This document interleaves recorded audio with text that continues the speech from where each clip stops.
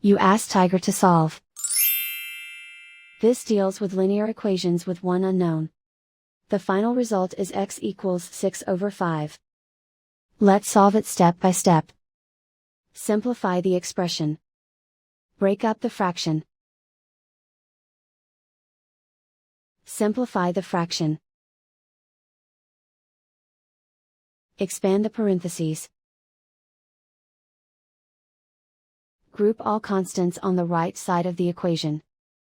Subtract 6 over 5 from both sides.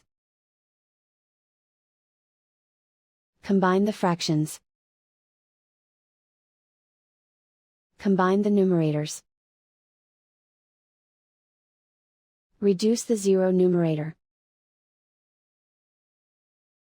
Simplify the arithmetic.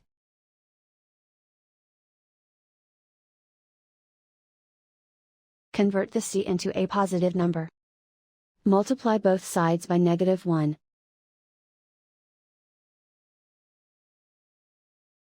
Remove the ones.